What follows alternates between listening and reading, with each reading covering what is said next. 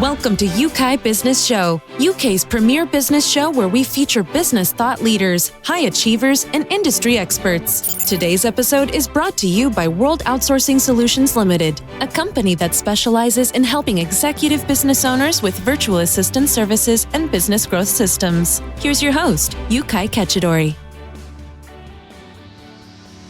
Hi, and welcome back to another great show. Today, I'm joined on the show by Alexander Lowry.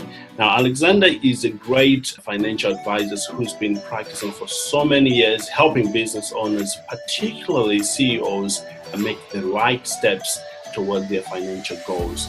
Alexander, thank you so much for joining us on the show today. It's my pleasure. Delighted to be here. Incredible.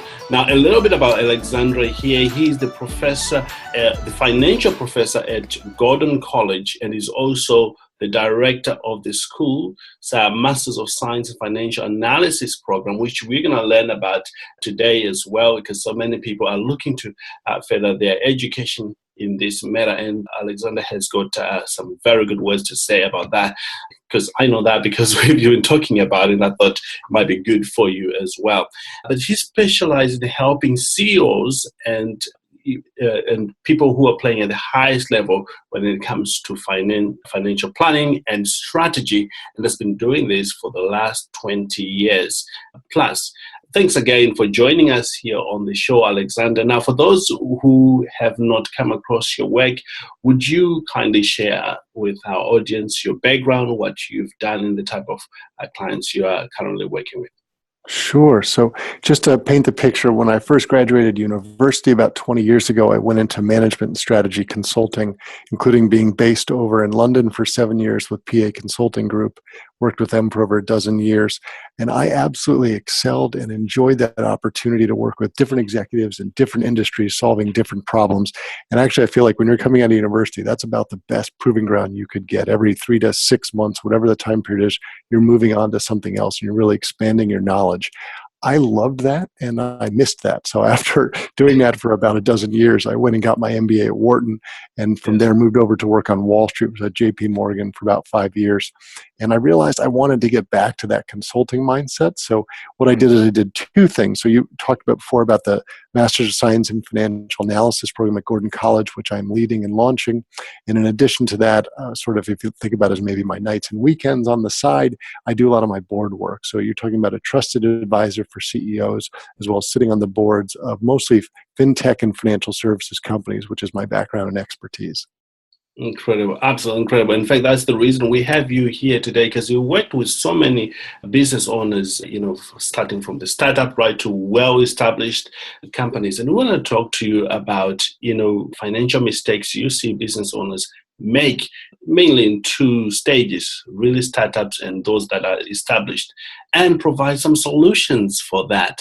And I'm so excited about today. Now, to get us started on this topic, in your years of dealing with business owners, is there any one particular mistake, especially those who are starting out, that business owners make, and oftentimes they don't even realize that they're making a huge mistake?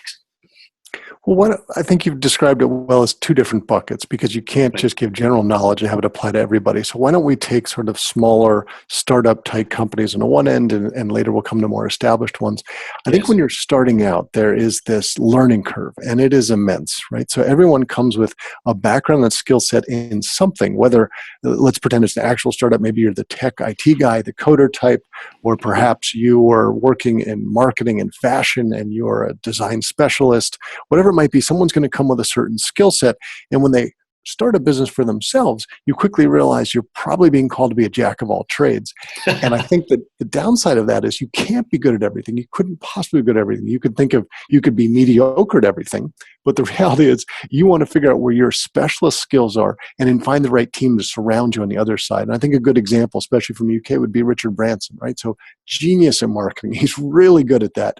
He's not great at finance, and he doesn't like it. So whenever he starts a new venture, if you look at the way they write it up, he's got some hotshot young CFO type who's come around him. And that person's excited because they get to work with Richard Branson and grow their skills and develops. And it's a combination, it's a teamwork. So in the same way, I think for most people, I guess my wife would be a good example. So at home, probably not surprising, I love the investing and the finances and our retirement, and I do all of that stuff.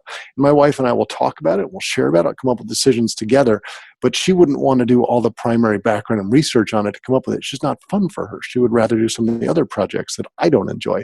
Right. So you think about it as the skill set for your team is you've got to surround yourself with the right people in the same way you think you're going to need the right CEO for your organization, the right CFO, and some of the other different roles. Incredible. And in fact, if you get this part right, the rest becomes much, much easier. Now, for those who've already made this mistake, Alexander, how can they correct it? In the first startup? I guess the way that I would think about it is the best business book that I've ever read is called Good to Great by Jim Collins. A fabulous book. If people haven't read it, highly recommended. There's a simple analogy they use throughout the book. So pretend your business is a bus. I picture a bright yellow school bus. Right. And you need to get your team, and in this analogy, we'll call it your senior team. You need to get your team on the bus. And what that means is you've got a certain number of seats on the bus. Imagine each one has a different title on it. And initially, you're not worried about getting the right person in the right seat. You're worried about getting the right people on the bus. So the people that are going to believe in you, have the right skill sets, the right mentalities. And only once they're all on the bus do you put them in the right seats. Right. And only once they're in the right seats do you figure out what direction the bus is going in, which is the exact opposite how everybody tends to think about it. So it's really great about challenging your assumptions. Most people would say, oh, I've come up with this widget. It's going to solve all the world's problems. Let's go. And I'll find the right people around it. And what that book's actually talking about on the flip side is, here's a good example. You are the CEO of a company and you're trying to find the right CFO to hire. And it is imperative that you do, because every time you hire someone who is a quote unquote mistake, who's not a fit, it took you a huge amount of time to get them in, to train them up, find that person, and then you've got to replace them and you've got to get rid of them, and it gets really complicated. And the joke in my mind is always going to be, let's pretend you've got a COO and he's covering the CFO role. And he's exhausted. He's getting burned out trying to find the right person. Your job as the CEO is to encourage him, just hold on a little longer. It's going to be so much better when we find the right person. Finding the wrong person would be terrible. And I'm sure many of your listeners have probably seen that. Hiring the right person is so hard, but it's so worth it. I know this firsthand. The headache you get, by just getting the wrong person, it's not... it's not good enough for you to just just go for the right person, indeed. Well, just like we were talking about before, everyone has the right skill set. Not everybody's really good at hiring. It's a very hard thing to do. Think about hiring a salesman, right? If you want to go out and hire someone who's going to change your organization and take you to the next level, yes.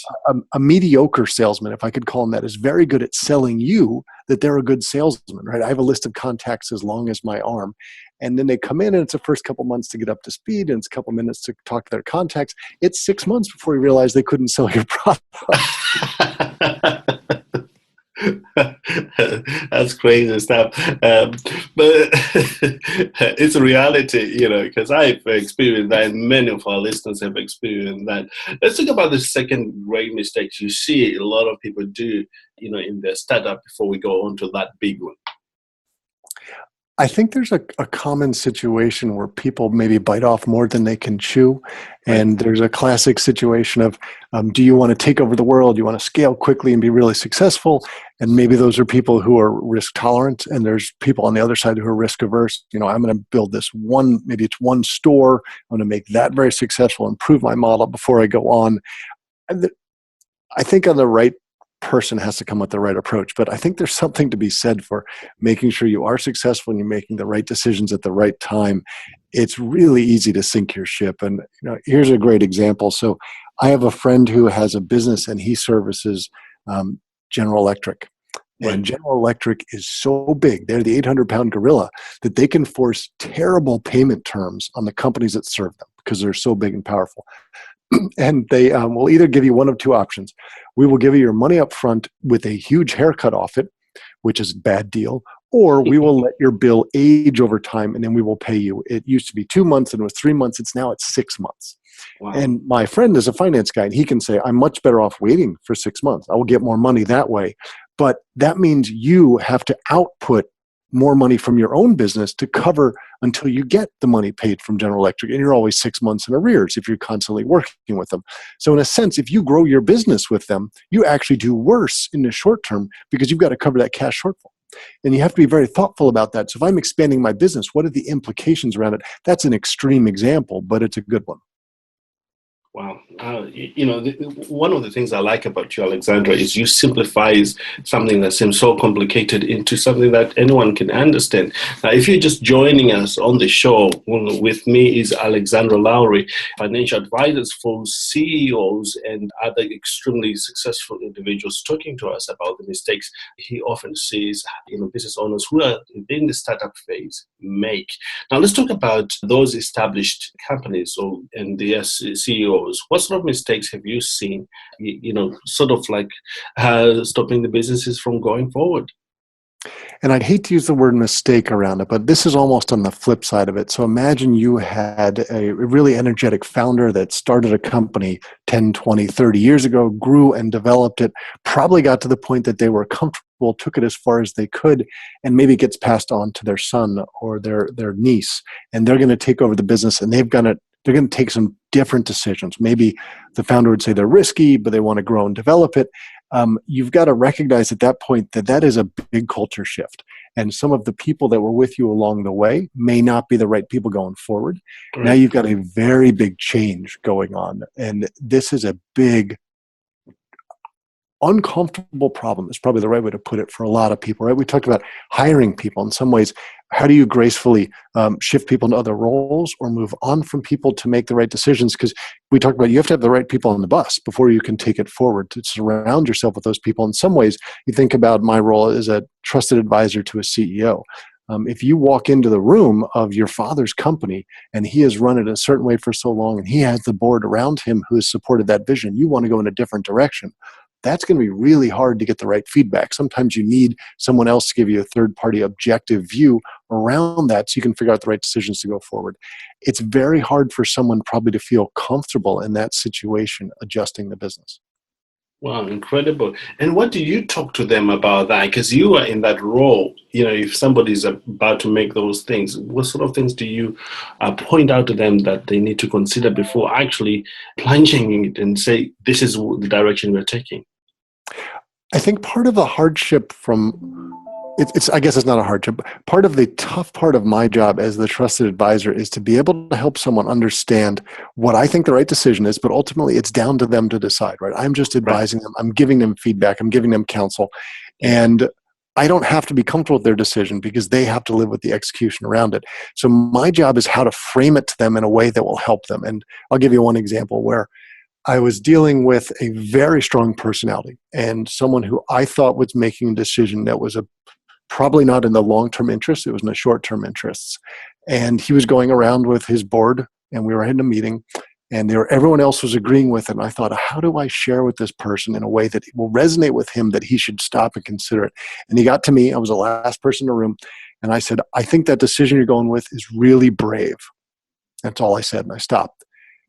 And he stopped and he looked at me. And then he started thinking about, what does that mean? What does that have to go with? And it forced him to stop and reconsider. Then he invited me to tell him more. This is what I think we might want to consider. This is the challenge you're going to face as a result of it. At the end of the day, it's totally his decision, but it's about changing your perspective from the listener to help the person who's directing it to understand it. Incredible. Absolutely incredible. One of the things I've sort of noticed is when business owners make these huge decisions or make mistakes like this, is the effect of what their decisions happening. Do you have an example of how these mistakes have impacted maybe even the entire company or even generations after that? It's an interesting question. Let's take a large public company, for example. Pick anyone you want, BP, anybody you want. You are the CEO of a company, and imagine yourself on that level. Clearly, the scrutiny is much higher, but you are beholden to multiple different types of constituencies, right? So if you're a public company, you have the shareholders. Even if you're a private company, you might have private equity, whoever it is. You have different shareholders you're trying to appease. You have the people who work in your company that you are trying to look after and to do well by. You have your customers who you are serving, and they need your business, which is probably why you've grown and been successful. You have different constituencies like that. You might have retirees, again, et cetera. But you have different types of people, and you're not necessarily trying to make them all happy, but you're trying to do the right thing by all of them. And in your mind, are any of them subservient to others? Are any of them superior to others? Are they all equal? How do I balance their needs? Because it's often conflicting, right? So your shareholders might say, you would maximize my revenue if you did this over the long term as opposed to the short-term view. But the short-term view might help you with the employees through a certain period of time, et cetera. How do you balance all of those things? The retirees, you made them promises in the past, but if you continue with those promises, it hurts your current and your future potential. So that is, I think, the classic wrestling decision that keeps the CEOs and the entrepreneurs up at night. It's like, how do I think about making not only just payroll the next day, but payroll 5 years from now? How do I change the business in a way that will help everybody? Wow. Well, again, if you're just joining us, this is such an insightful, and you're getting started, some of the things that you as a business owner ought to be prepared for and begin to think along those lines. Let's switch gear for a moment. I want to talk to you, Alexandra, as a business owner yourself. You know, you've been doing this for so many years now. I know you got into business because you loved doing it, but has it always been an overnight success sailing through? Talk to us about your experience as an entrepreneur. Oh, I feel like you learn the most from adversity, right? They say the successful entrepreneur is the one who gets up each time when they quote unquote fail and they move forward. Having the scars and the t-shirt to prove where you've been, I think makes you a manager, a better leader, a better owner in the long term. Yes. Overnight success usually takes about 20 years, right? It takes a long time of a proving ground and a testing ground. And I think like everybody else, it's the hardest projects. It's the most challenging people you work with that you learn. And, I think you can even make a parallel to dating, right? As you think about if you're looking for the quote unquote right person, everyone you've dated along the way, if you learn something you do and don't like in the next person, ultimately, I think that will help you when you go find your spouse and you go forward. So I think that's all of those business decisions. I have seen multiple ones where I've seen, say, a boss that I've worked with or colleagues where I thought, I really love aspects of their personality or their approach to work or their prioritization technique. And on the converse, the way that they treat other people or how they deal with work-life balance or the lack thereof. And all of those lessons you can take in amongst yourselves, but also seeing yourself, here's what I did in a really challenging situation. I can do better next time. I can handle that stress better. I could adjust more to the first time I was in front of the media and I maybe flubbed the answer on television, whatever it might be. And I feel like all of those things, it's treating it as an art rather than a science rather than as an art. Imagine almost in the accounting sense, you've got your debits and your credits on two sides of a book. Imagine you've got a binder, and throughout the course of your career, one side is, here's what I really did well and I loved and I want to emulate. And the other side, here are the lessons learned I can improve on, the ways I can do it differently. Imagine you're keeping that ledger for yourself throughout your career. All the great ideas, not only that you would come up with yourself, but just by observing others and reading different books. And think about how incredible you'd be at the end of it. Indeed. That brings me naturally to want to talk about creating a different path. I know you're working with Gordon College. Can we talk about that very briefly? Because your experience has brought you to this place where you are helping master students, take a different path. Yeah, so it's something I feel incredibly passionate about. Now, I should say I did go to Wharton for my MBA. I don't regret it for a minute. It was the right decision for me. And we think we can change the current approach to thinking about business school. There's this assumption that it's what you're going to go do and it's natural. And specifically in the US, it's even much more expensive than in the UK. So in the US, business school is 2 years and average tuition is $140,000. And then you've got your living costs and whatnot on top of that. Plus you've got the opportunity cost of not earning a salary for 2 years. That's a large chunk of change. So I round my Wharton experience up to maybe $200,000. And the view is, if you don't know what you want to do with your life, the irony is business school is a great way to go because there's all sorts of different things to experience. You get the summer internship and make the transition, and you'll learn about everything: operations, strategy, accounting, finance, marketing, etc. Really cool. But our view is, if you know what you want to do and you want to be in finance, you can do it in a much more effective way, much more cost efficient, less than a quarter of the price, time efficient, half the price, come out with the same technical skills. but be on your way and making a big value difference as a result of that. So that was sort of the driver behind our program, our view that we could set that up. We also believe a big part of it is when you think about finance hubs in the US, New York is clearly number one. San Francisco is probably two. Boston's probably number three. So we're right outside that big hub. We have all that access for our alumni. And I will also, again, compare to Wharton, just because that's my frame of reference. Wharton and Harvard have the biggest alumni groups. So Wharton has about 97,000 people. And I was very excited when I applied, thinking this is a great network I can tap into. And you can, except every other one of the alumni in Wharton is doing the same thing. Think about all the aggressive students we have that are contacting the alumni. They try to tell the alumni, take the call, because they're getting called all the time. They don't want to take the call. A big difference for Gordon is we have something in the order of 13,000 solicitable alumni. It's a much smaller base. And most Gordon students go into ministry, or they're going to teach. They're doing something to save the world, run a nonprofit, for example. And we don't have that many people in finance. My list is maybe 1,000 people who are finance people. So They are really hungry to be helping our students because they don't get called very often. So it's a great position for us to be in. Incredible. Now, how does this particular finance program prepare students? We feel like we have a bit of a different focus as well. So this is a Christian college, so there's clearly that philosophy, but also just ethics in general. And I think when most of us look back at the Great Recession from 10 years ago, I think just about everybody would nod their heads and say decisions could be made a little bit differently. Certainly more ethical decision making would be a really good part of it. And I'll use my Wharton analogy again. So I remember being in my ethics class for the first day at Wharton, and the professor walked in. He'd been teaching for 40 years. And there's 80, 90 of us in a room, and everybody's chatting, having a good time. And the professor walks in, and he throws down this giant manila folder on the table, make this huge thud. Everybody in the room starts talking, and they shift, and they look at the professor. Points at the folder, and he said, I want you to know, everybody in here are the students I've taught over the last 40 years who've gone to jail. The perspective here is we come in with our manila folder, it's empty, and it's always going to be empty, right? There's a view about you could do finance perhaps a bit differently. Now, the reality is Wharton people are pretty aggressive, type A personality, uber capitalists. If you've got 97,000, I guess you could say maybe it's inevitable that some of them will get into some trouble over time. But yes, we feel like there's a different way you can go about business. Incredible. Absolutely incredible. I don't usually do this, but you mentioned something that this is a Christian-based program. Why specifically Christian-based?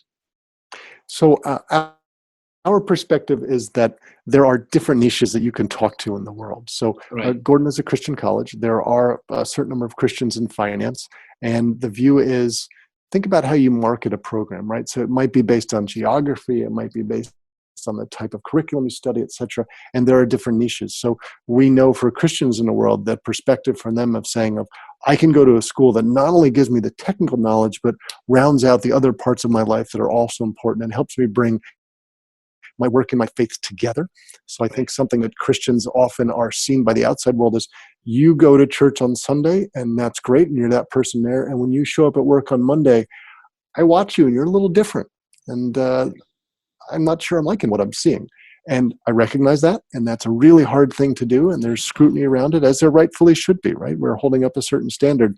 We want to help our students wrestle with that. How do you be true to yourself throughout your life? And I know that's something that I wrestle with, and that's a part of the driver for this program.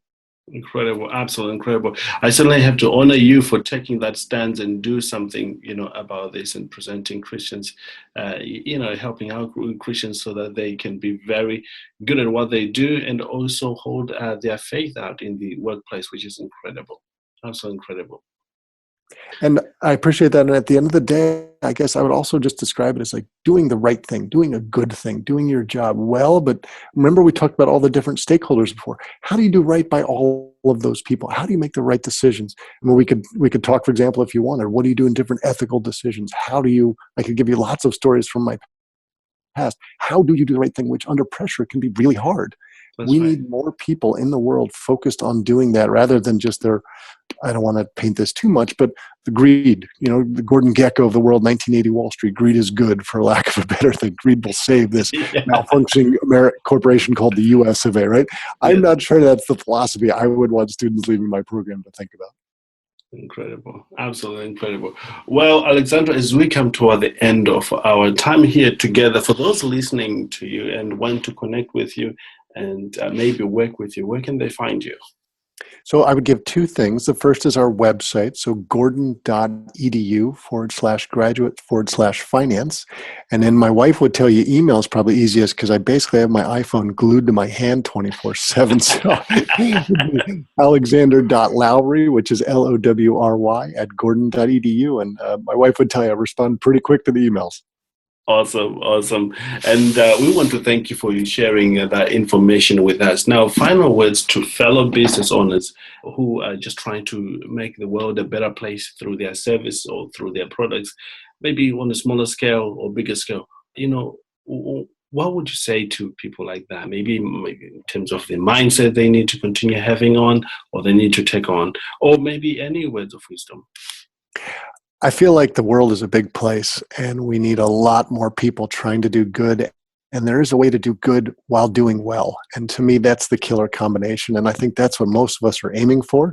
And each person defines what that means for themselves, right? Whether that's a microfinance business that maybe doesn't make a ton of money, but helps a lot of people along the way, right? And other people want to just make a lot of money. So I think people have to define that for themselves to know what that looks and feels like. But being a CEO advisor, I would also say you're not supposed to do it alone. We're all supposed to be walking through life with other people, whether that's having a peer group of fellow CEOs and business owners that you test your ideas out with, or whether that's having good friends that pick you up when times are tough. Because as an entrepreneur, there will always be times that are tough, but trying to find the right people to walk through that journey with. Incredible. Thank you again. Wow, it's incredible. Well, there you have it, ladies and gentlemen. So privileged to have Alexandra Lowry on the show, talking to us about some of the important things that you as a business owner needs to have again. And again, thank you, Alexandra, for such a great interview. I'm sure most of the business owners have got a ton of value from our talk here today. And we want to wish you a great year ahead and success in your endeavors as well. Thank you. I had a brilliant time. It was a pleasure. Incredible. There you have it. If you've got any question, click the link below. You'll be taken straight to Alexandra's website, or alternatively send us an email, or send Alexandra an email, and he'll be able to get back to you as soon as possible. And on a different note, if you are looking to get a virtual assistant, we've got a team of great project managers that are willing and happy to help you, that can answer your questions anytime that you have. Just click the link below that says virtual assistant, and you'll be brought to that page where you can book for a session. Alternatively, if you want to be one of the experts on the show, send us an email to experts@yeukai.com, and the team will be in touch with you. That said, want to wish you a successful day. Go implement what you've learned today. The world is a better place for it. Thank you, and goodbye for now. Thank you for listening to Yeukai Business Show. We will be back to bring you more episodes with success stories and advice straight from the experts. Want more? Check out www.yeukai.businessshow.com. Get your free trial of our virtual assistant service today. Just visit www.worldoutsourcingsolutions.com. Quote WOS18, or send us an email at support@worldoutsourcingsolutions.com.